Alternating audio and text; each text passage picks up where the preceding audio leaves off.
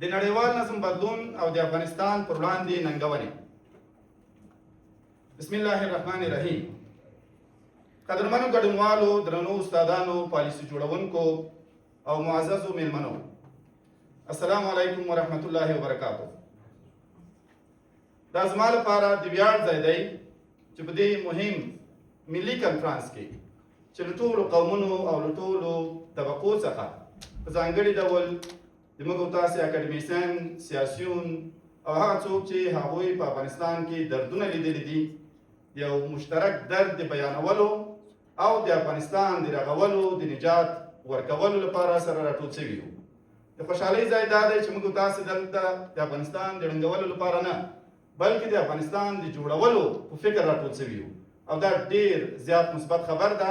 شخصا زه د یو ځوان، البته سپین ږیري ځوان په حیث په دې باندې ویاړم چې په دې کنفرانس کې ګډون لرم.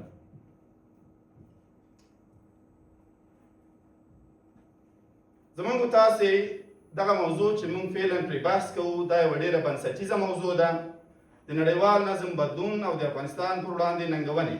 مشخص به په همدې برخه زه وغږېږم او هیله ده که یو دوه دقیقې اضافه سي یا کمې سي، پروا نه لري. دا موضوع یوازې نظري بحث نه دی، بلکې د حاکمیت، ثبات او د دولتونو راتلونکی موقعیت له اساسي پوښتنو سره تړي. موږ د نړیوال ځواک په جوړښت کې د یو تاریخي بدلون شاهدان یو. یو څه بدلون راغلی، یو څه نور هم راشي. د سړې جګړې وروسته یو قطبي نظم ورو ورو خپل ځای یو څو قطبي او په ځینو برخو کې غیر قطبي سیستم ته پرېښی دی. هغه سیستم چې پکې ستراتیژیکه سیالي، اقتصادي یو بل ته تړلتیا یا یو پر بل وابستګي او نهادي ټوټې ټوټې کېدل ښکاره دي. ځواک نور د یو واحد قدرت په لاس کې نه دی، بلکې د راټوکېدونکو قدرتونو، سیمهییزو لوبغاړو، اقتصادي ائتلافونو او اغېزناکو غیر دولتي فعالینو ترمنځ ویشل شوی دی او یا ویشل کېږي. په داسې نظام کې دا د یو هیواد د بریا یا د پاتې راتګ پرېکړه کوي چې څومره ستراتیژیک فکر، انعطاف او نهادي پیاوړتیا لري. په همدې بدلیدونکي نظم کې افغانستان یو ځانګړی ستراتیژیک موقعیت لري. د مرکزي اسیا، جنوبي اسیا او منځني ختیځ ترمنځ په څلور لارې کې پروت. افغانستان کولی شي د سیمو، بازارونو او تمدنونو ترمنځ د یو پل په توګه عمل وکړي. خو جغرافیه یوازې کافي نه ده. ستراتیژي هغه څه ده چې جغرافیه په قدرت بدلوي. اساسي پوښتنه دلته دا ده: آیا افغانستان کولی شي خپل جیوپولیټیکي موقعیت په یو دوامدار سیاسي او اقتصادي امتیاز بدل کړي؟ اوس مهال افغانستان د یو شمېر ژورو او تړلو ننګونو سره مخ دی. لومړی، د نړیوال مشروعیت او حقوقي موقف ننګونه. په معاصر نړیوال نظام کې مشروعیت یوازې د خاورې له کنټرول څخه نه ترلاسه کېږي، بلکې د نړیوال پیژندنې یا د نړیوالې پیژندنې چې موږ تاسو په انګلیش کې ورته انټرنیشنل ریکګنیشن وایو، د نړیوالو قوانینو د مراعات، د نړیوالو معیارونو د منلو او د باور وړ حکومتي جوړښتونو پورې تړاو لري. د نړیوال نظام سره اغیزمن تعامل، که هغه سیاسي پیژندنه وي، که مالي نظامونو ته لاسرسی او که په تړونونو کې ګډون، همدې فکټورونو پورې تړلی دی. د مشروعیت پرته افغانستان له نړیوالې انزوا سره مخ دی او همدا به دوام کوي. دوم، چالش‌های امنیتی و تهدیدات فراملی. حضور گروه‌های افراطی، شبکه‌های تروریستی، قاچاق مواد مخدر و جرایم سازمان یافته محیط امنیتی افغانستان را پیچیده ساخته است. این تهدیدات تنها داخلی نیستند، بلکه ابعاد منطقه‌ای و جهانی را نیز دارند. دستیابی به امنیت پایدار مستلزم تقویت ظرفیت‌های داخلی و ایجاد همکاری‌های منظم امنیتی با کشورهای منطقه از جمله تبادله اطلاعات و اعتمادسازی است. سوم، شکنندگی اقتصادی و ضرورت تحول ساختاری. اقتصاد افغانستان همچنان با محدودیت‌های جدی وابستگی به کمک‌های خارجی و تنوع اندک مواجه است. با این حال موقعیت جغرافیایی کشور فرصت‌های بزرگی فراهم می‌کند.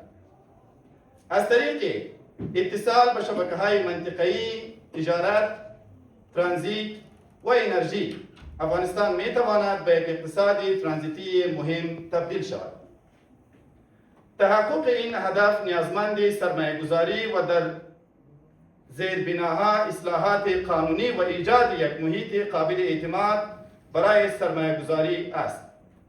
در جهان امروز استقلال اقتصادی از طریق انزوا به دست نمی‌آید، بلکه از مسیر ادغام هوشمندانه حاصل می شود. چهارم، حکومتداری، حاکمیت قانون و شمولیت سیاسی. ثبات پایدار هر دولت به مشروعیت داخلی آن وابسته است. حکومتداری فراگیر، پاسخگویی و حاکمیت قانون از عناصر اساسی انسجام اجتماعی و اعتماد عمومی است. نظام سیاسی که بازتاب دهنده تنوع جامعه باشد، نه تنها وحدت داخلی را تقویت می کند، بلکه اعتبار بین المللی را نیز افزایش می دهد.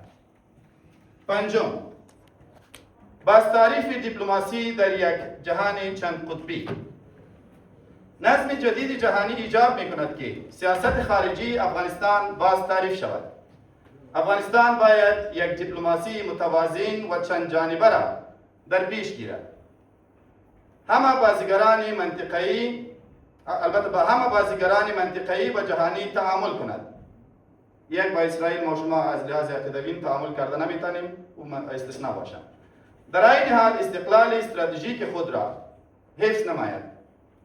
روابط خارجی باید بر مبنای منافع ملی شکل گیرد، نه بر مبنای وابستگی. با وجود این چالش ها، ولی همه اینتا نگوین که فقط همه چالش ها است، فرصت های هم داریم. با وجود این چالش ها، فرصت های مهمی نیز در دسترس است. گذار به نظام چند قطبی فضای مانور بیشتری برای کشورهای کوچک و متوسط را فراهم می کند. رقابت قدرت ها می تواند منجر به افزایش سرمایه‌گذاری و توجه به افغانستان شود و اهمیت روزافزون مسیرهای تجارتی نقش ترانزیتی افغانستان را برجسته می سازد. از این رو افغانستان باید جایگاه خود را در نظم جهانی جدید یا در نظم جهانی چند قطبی جدیدی که ظهور کرده و یا ظهور می کند تعیین کند یا تعریف کند. تعریفی که بر سه اصل استوار باشد: مشروعیت، ثبات و اتصال. مشروعیت د نړیوالو قوانینو مراعات، مسئولانه حکومتولي او نړیوال تعامل. ثبات، پیاوړي امنیتي بنسټونه، ټولنیز یووالی او سیاسي شمولیت. اتصال، سیمه‌ییز اقتصادي ادغام، زیربنایي پراختیا او سوداګریز تسهیل.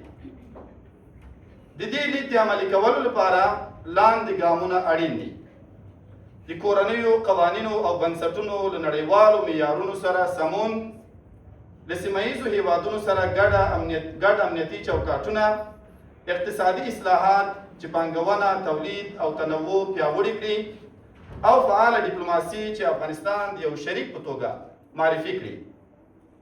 د نړیوال نظم بدلون یوازې د ځواک د ویش موضوع نه ده، بلکې د ارزښت او اهمیت د بیا تعریف موضوع ده. هغه هیوادونه چې ستراتیژیک عمل کوي راتلونکی جوړوي، او هغه چې ستراتیژیک عمل نه کوي د نورو د پریکړو تابع ګرځي. افغانستان نن د تاریخي پریکړې په درشل کې ولاړ ده، او د دې په اړه باید موږ او تاسې او د افغانستان خلک، سیاسون او هغه څوک چې د افغانستان په سیاست کې دخیل دي باید پریکړه وکړو. آیا افغانستان به لا هم د سیالیو میدان پاتې شي او که د همکاریو په محور به یې بدل کړلی شو. آیا افغانستان به لا هم ستونزه وبلل شي او که نه دا ځل به افغانستان په نوي نړیوال نظم کې د حل یوه برخه واوسي؟ جناب همدرد صاحب از 20 دقیقه گذشته. یک دقیقه وقت بدین. خیر برعکس صحبت میکنه بیشتر وقت میگیرم. پایله به د جغرافیې نه بلکې د ارادي اصلاحاتو او ستراتیژۍ پورې تړلې وي. په پای کې باید ووایم چې د افغانستان راتلونکی یوازې د بهرنیو بدلونونو تابع نه دی، بلکې زموږ د کورني سیاست، ملي عزم، ملي یووالي او هوښیارې پالیسۍ پورې تړلی دی. که مشروعیت پیاوړی شي او اتصال پراخ شي، افغانستان کولی شي له انزوا څخه ادغام ته او له کمزوري څخه ستراتیژیک اهمیت ته انتقال شي. نړیوال نظم بدلیږي، خو دا زموږ پرېکړه ده چې پکې څارونکي پاتې کیږو او که فعال لوبغاړي. نړۍ مننه.